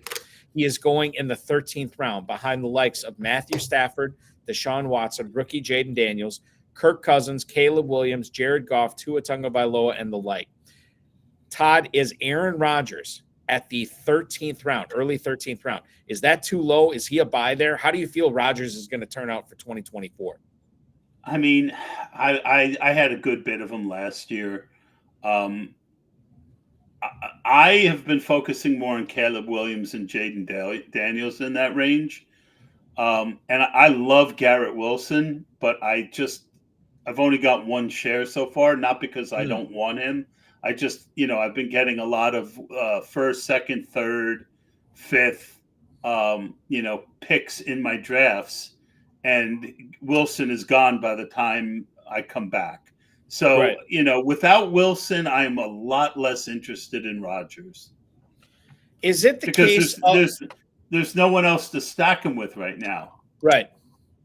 Is it the case that you have so little of Wilson and Rodgers, the fact that you think the Jets are kind of going too early? Or is it the case of like, okay, I am just not as high on everybody else as these two players as my opponents in my competition that is going on in FFPC drafts? When I see how late Rodgers goes, I think you'd be dumb not to be interested. I agree. But if I don't have Wilson, I am less interested. Yeah, you can add Conklin, but we really have no idea who's going to be the second or third wide receiver there. I'm certainly not drafting Lazard much more than I did last year, which was almost none, even though he's going where he should have went last year, which was almost none. So, again, I mean, Rodgers doesn't give you anything with his legs. He's on a team that, he's coming off a major injury at an advanced age. There's just a lot of reasons not to get overly excited about him. But could he put up 35 touchdowns this year? Absolutely. Yeah. But I figure if he's going to have 35, a lot of them are going to be to Wilson and some wide receiver to be named later. Could be somebody not on the team yet either. That's where, these 14 wide receivers, a team like the Jets could get 2 of them. Yeah, they definitely could. And we'll see what happens. Or they could just be throwing a Lazard and Cobb again. Can you imagine? Oh. I hope. Listen, I know Rodgers wants to do that. I hope for the Jets' sake they're not doing that. What is the FFPC Hardway Best Ball Draft? We're going to tackle that and much more. Todd Burros participated in the Hardway Draft, and let me tell you, it is something to be seen. Todd Burros at Best Ball NFL on Twitter. I'm Eric Balkman at Eric Balkman from the FFPC. Todd's from the Run to Daylight. Final segment of the High Stakes Fantasy Football Show for February 15th, 2024 rolls on right after this, exclusively on the Better Sports Network.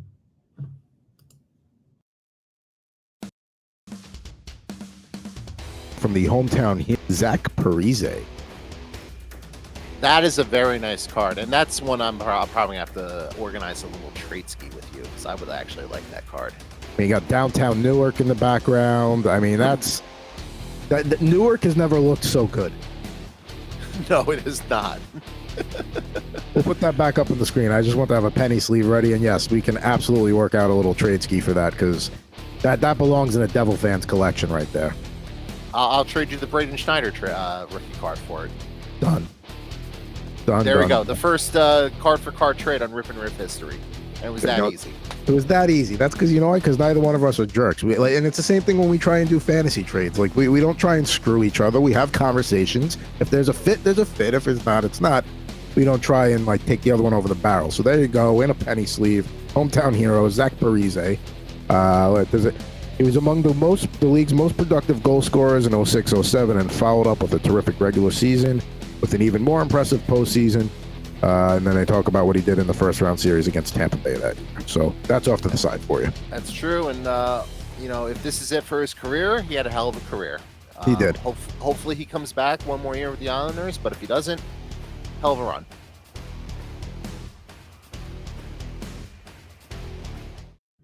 25 minutes left in the High Stakes Fantasy Football Show right here on the Better Sports Network.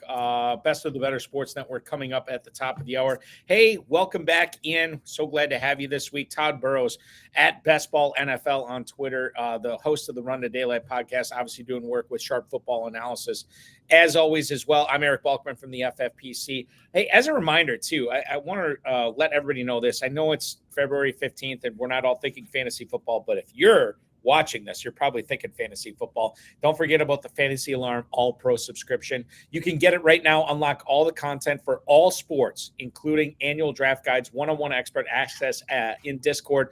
You can sync up your leagues and analyze matchups and trends in your specific leagues. Lineup generator is available with integrated with Fanjections, daily and weekly rankings, the value vaults there, position coaches, waiver wire, ownership percentages, projection stats, and tools. You can build better lineups guaranteed. Get access to everything Fantasy Alarm offers all year. Just use promo code LOCK at fantasyalarm.com/lock, fantasyalarm.com/lock. Use promo code LOCK. Todd, you've been crushing it on the best ball streets as far as podcasts go too. Can you tell us a little bit about what you've done and actually what's coming up on the Run to Daylight podcast? Well, before I talk about myself, my favorite subject, I do want to say I think the Fantasy Alarm won a big award at FSGA. They won a few of them. Congratulations. Absolutely, yeah. Yep. Yeah. So congratulations to them on that. I've been doing this now almost 10 years, and I go in and out of motivation. I didn't think I would be motivated, but I kind of am. So I've got Rich Rebar from Sharp lined up. I've got Fantasy Mojo lined up for next week. So Mojo and I are going to go through ADP. At this point, I am one of the most important part. I do these shows and I come off as, I'm a New York guy originally, New Jersey. I come off as, pretty opinionated, I feel like. But I think one of the real important keys to fantasy is finding that balance of being able to listen to others' opinions without being pushed around by them. So I want to challenge my assumptions, and I use my podcast to both challenge my assumptions and to fill in the gaps on my, what I don't have the time, energy, or whatever to study. Again, I want to fill in those puzzle pieces, as many as I can, so that I make good decisions. I think that's the thing that I've had the most difficulty with, and it's still struggle to a certain extent, is not living in my own echo chamber. Like, I want to open myself up to everything that I can, like people's viewpoints that I vehemently disagree on. I have to take a hard look. Okay, why do I disagree on this? Am I wrong to disagree on this? And my mom always says, be open-minded, but don't let your open mind be open so much that all your brains fall out, right? So I think there's a balancing act with that. But it comes to it's the hardest part of doing this. Yeah, and because you can err on either side, and it's very frustrating when you get talked. The worst is when you get talked off of a belief and your original belief turned out to be correct. Yes, that's the worst. Yeah, that is the worst. Go ahead. No, you can go. I will mention this as far as differing beliefs go, and people being set in their ways, people opening their mind up. You will not find a more expansive, diverse, groupthink's the wrong word, differing views on fantasy football, high stakes fantasy football, than the FFPC Hardway Best Ball Draft. This was a $77 Best Ball Draft, and it featured Mother of God. Not only you, Todd, You had Dan Williamson, who co-hosted this show with me last week. The back-to-back FFPC winner, Abib Agbatoba, was in this. Another former, mother of God. We had so many. Theo Greminger from Listen, go Bills, Go Bills guys, the back-to-back main event guys. John Daigle, who's co-hosted this show with me before. Darren Armani, who you're going to have on the Run to Daylight podcast, is in this. Davis Maddock from Sports Grid is in on this. Noah Riddell. Noah Riddell, who's an incredibly smart guy. Yeah, totally. And Austin Martin, another really smart guy. This is a really tough draft. How did this come about? And how do you handle drafting amongst all these sharks? Well, I either won or came in second 2 years ago. Last year, I was in first place until injuries just swept the board. I had 28th round Anthony Richardson last year. And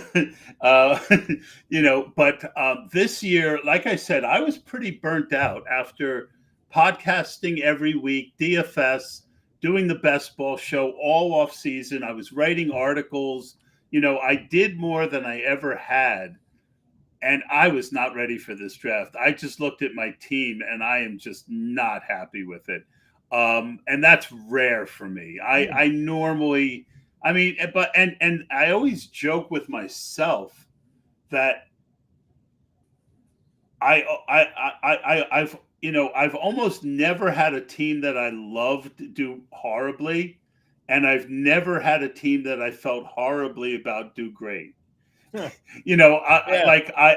I've had teams that I didn't like that much do well. I've had teams that I liked pretty well do bad, but it's very, very rare for me to love a team and for it to suck, or hate a team and for it to be great.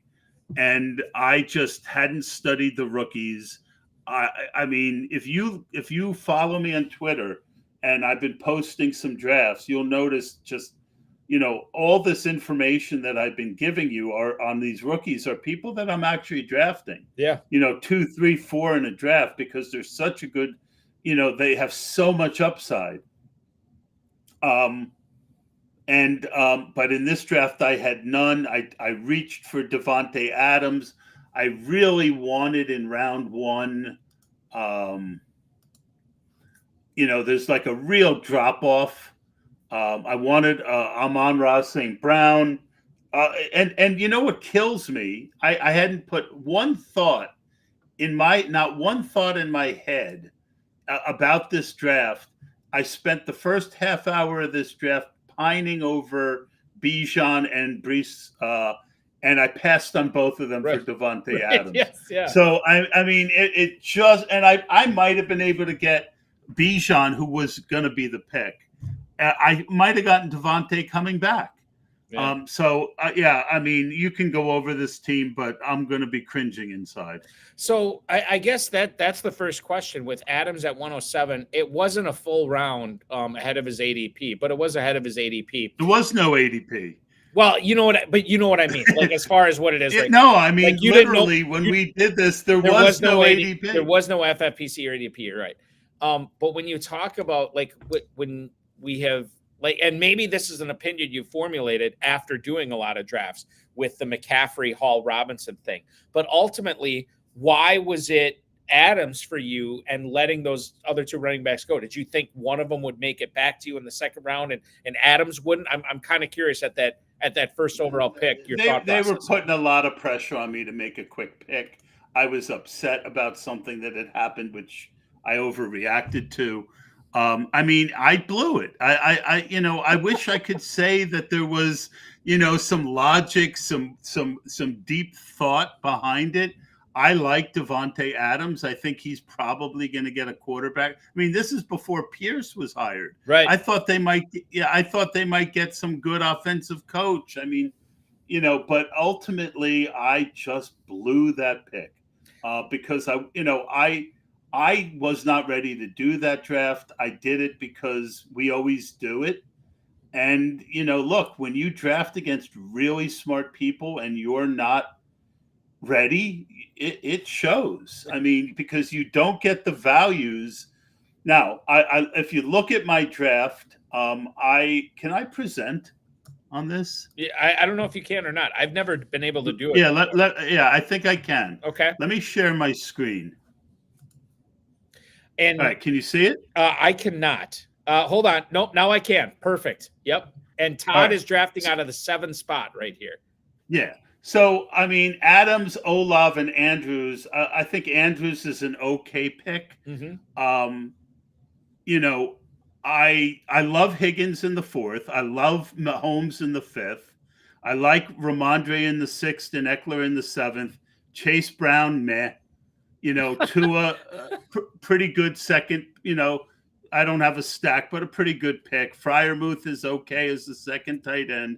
I think I did really good with the next 4 picks: Ford, Charbonnet, Lockett, and McLaurin. Because I started with 3 wide receivers, a tight end, and a quarterback, I wanted to get, 6. I normally come out of before you get to kick, you see the area where it turns into kickers. Mm-hmm. I normally like to only have 5 running backs at that point. I needed 6, and this is one of the big mistakes people make when they draft. When they start 0 running back, they don't adjust the number of running backs they take up. Mm-hmm. I did. So I think I did pretty good there. Russ, we'll see. I got 2 good kickers. I like Wandale. And normally I'm really good at the last 5-6 rounds. And there's like literally nobody that I feel like, oh, wow, I got him. So, okay. That's why I can, just be honest and say this is not my favorite draft. So let's analyze this a little bit from the standpoint. Now, when was this drafted? This was like, what, 5 weeks ago, 6 weeks ago? Yeah, and I'm a 6-hour guy, and they made it a 2-hour clock. That was the thing I got upset about. Okay. We started this on 123. Okay. And it's obviously been completed for what? I mean, 123. Probably 2 weeks or so. 1 week? No, we blew this thing out. Hold on. I don't know if it'll show that, but I think we finished like, in 10 days. Oh, wow. But we did like 7 rounds the first day. So here's what I want to tackle. T. Higgins, according to reports, is going to be franchise tagged by the Bengals. It's going to cost them about $20 million or so to do it. You drafted him at the 406 in this draft, which you already said you like that value. Do you like it more now, or the same or less, knowing that he's probably going to be back in Cincinnati and will not be the number 1 receiver for a team that, could be better or worse, probably worse than the Bengals? I mean, the thing about Higgins is that if Chase goes down, and he's gone down a couple years in a row, Higgins now is paired with one of the best quarterbacks in the game. So I think he should have been in the 4th round last year. And so to me, the 4th round was his floor. And so again, we're going to franchise him. That's great. Okay. Now he wants to hold out because he doesn't want to be franchised. Right. So, we've seen now Mike Brown is the most stubborn owner in football, but, we've seen these trades where they franchise a guy and then they trade him. Right. So I don't know that him being back in Cincinnati is the final answer, but it certainly caps his upside. But again, when we did this, I didn't know that they would tag him. And I still think he's a decent value there, though. Let's stick on the same team, Todd. Chase Brown was drafted by the Cincinnati Bengals in the 5th round last year, and Joe Mixon is turning 28 years old in July. So prior to the start of the season, he'll be a 28-year-old running back. You drafted Chase Brown at the 806. Was this based on more of, hey, there's a really good chance that Mixon might be a cap casualty for the Bengals and Chase Brown could be the 1A or the 1B in this offense? Was it more based on that, or do you actually like Chase Brown's talent? I'm guessing it's probably not the latter, because I think you said when you were talking about the Chase Brown pick in the middle of the 8th round, you said, meh, You know, like as your assertion. I don't mind him, but I'm a value hound, and he's starting to go later than when I took him, so I'm not going to like that, right? Right. His last. Let me. I want to pull up his game logs. Sure. For Chase Brown in 2023, out of Illinois, who did come on at the end of last season. Too. That's what I want to go over. And I'm trying. There we go. Rushing game logs. All right, found it. So his last 4 games, let's say, he you could probably go back 6 games too. I would say his last 6 games. I mean, he got 9 carries, 8 carries, 7 carries, 4 carries, 3 carries, and 11 carries the last 6 weeks. He got receiving. They started using him on screen passes regularly. So typically, what's the cycle of life? The cycle of life is that teams tend not to trust these rookies. And then by the end of the year, they earn their trust. And if they flash, you can reasonably expect their role to grow the next year. So I think 8th round, is a little steep for him maybe. But if Mixon goes, then he could really blow that up. Yeah. And again, they'll probably draft another running back. But Cincinnati has definitely been a hierarchy type of team. But I think the ideal circumstance might be Mixon staying and Brown carving out a better role and just being more efficient than Mixon. And like, who was the cat that the Cincinnati drafted? Travion Williams, right? I'm not making that name up. Yeah, I drafted some of him last year. He doesn't seem to. I thought he might be the next Kyrien for them. Oh, okay. They really didn't use him much. They acted. I think Brown passed him, and I don't see that going back. I just think if you look at this draft board, I was behind the 8 ball because I had started running back so late. Right. And, Chubb was there, I think, and his bad knee. And then the next round, you had Najee, Mixon, Brian Robinson, Corum. Hindsight being 2020, David Montgomery going 2 rounds later, Jaylin Warren going 2 rounds later, Mostert 2 rounds later. All those guys are guys that I would have taken if we did this draft right now when I was on the board. All those guys are guys I would take ahead of Chase Brown. What about and just to touch on this, and I know we're getting into the minutia here, but let's talk about Jaleel McLaughlin real quick. You took him at the 1406. I don't necessarily need you to comment on a value or a reach on that pick, but your thoughts on just the Denver ground game in general this year, where we don't know who the starting quarterback's going to be, but we do know Javonte Williams and McLaughlin are going to be there. Yeah, and McLaughlin, again, those guys who show out at times in their rookie year, and we've got this thing. Sean Payton historically throws a lot to his running backs. Yeah, the fact that it was a 3-man committee last year.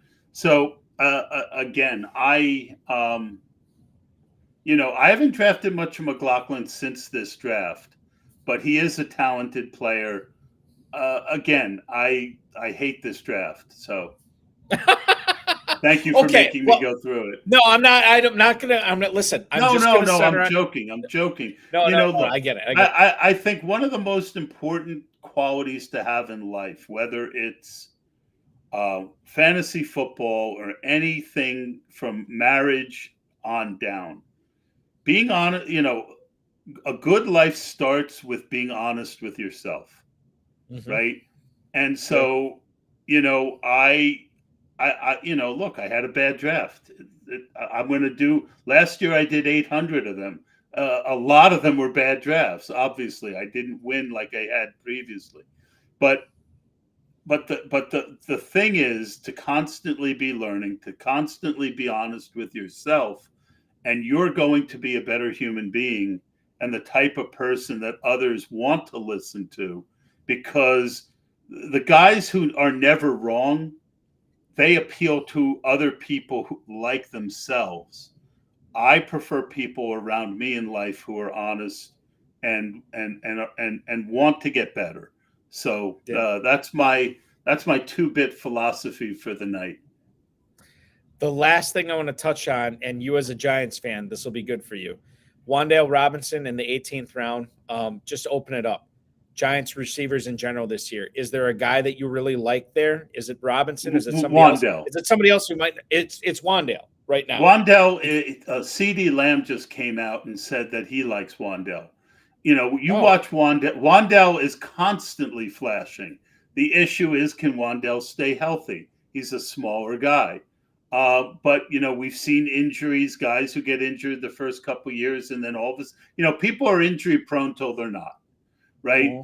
I tend to be guys who have major injuries, and Wan'Dale pretty much for the most part, he hurt his knee, he hurt this, he hurt that. They were, the only guys that I tend to avoid are the soft tissue guys. The guys who like Christian Watson. First guy I thought of. Yep. Those are guys that are tougher to trust. I think the Giants have a golden opportunity and we'll see what they do, Todd. But to get a guy like Malik Neighbors early, boy, if he somehow makes it to them, everyone has got them taking Odunze. I don't think they're going to take Odunze. I think they would, at that point, either look to trade down, take an offensive lineman, and finally fix the offensive line. I think they could absolutely take a quarterback. I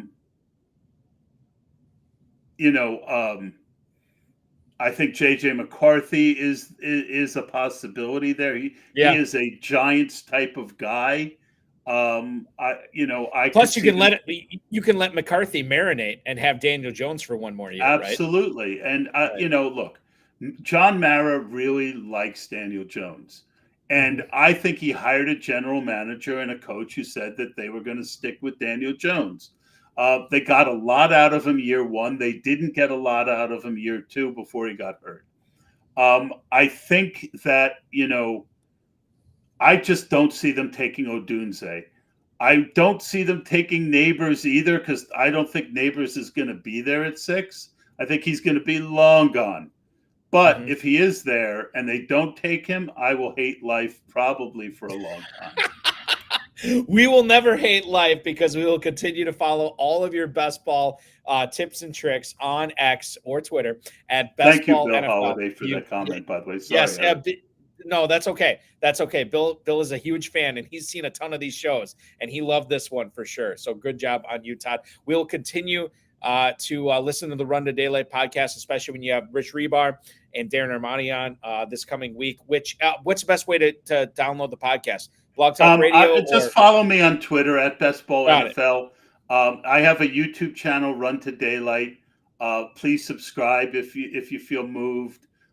Support my friends over at the FFPC. Go to my FFPC and sign up.